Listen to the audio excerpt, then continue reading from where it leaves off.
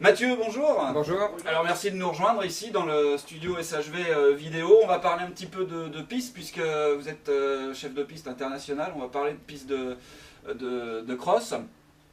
Ça fait combien de fois que vous montez des pistes de cross pour le circuit grand régional en Pays de Loire? Eh ben, c'est depuis la création du circuit parce qu'il y a 4 ou 5 ans à la création de ce circuit à Bazoges, on a eu une étape du grand régional. Donc comme je suis chargé des compétitions à Bazoges, j'ai commencé à Bazoges. Alors un circuit, un parcours de cross de grand régional, j'imagine c'est peut-être pas tout à fait anodin, il y a des choses un peu spéciales, on suit par rapport à l'évolution du circuit, ou on complique, on simplifie, comment ça se passe? Eh ben, ça se passe que effectivement les dernières étapes sont un petit peu plus difficiles que les premières étapes. C'est la problématique du circuit. Donc début de saison, le circuit démarre au mois de mai.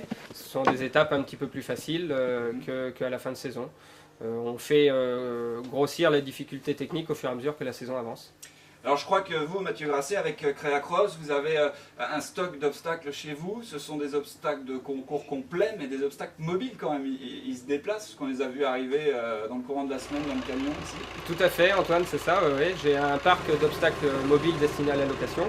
Donc, ce qui permet à des organisateurs qui ne se lanceraient pas dans l'aventure de pouvoir justement organiser des concours en réduisant les investissements. D'accord. Alors est-ce que le danger quand on est chef de piste, quand on connaît évidemment ces obstacles mobiles, etc., est-ce que le danger c'est pas de retomber dans quelquefois peut-être les mêmes pistes ou les mêmes configurations, non?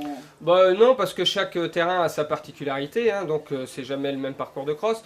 Il faut faire attention à pas, par contre, reproduire une combinaison qu'on a déjà faite sur un autre terrain, dans le nombre de foulées, dans le profil, mais non, on arrive toujours, justement, c'est la particularité des obstacles mobiles, d'un terrain à l'autre, et même sur un même terrain, d'un concours à l'autre, on peut changer la difficulté technique. D'accord. Et du coup, on joue aussi avec le relief et tout, c'est obligatoire ça pour les parcours de fond? Oui, tout à fait, le relief est très important.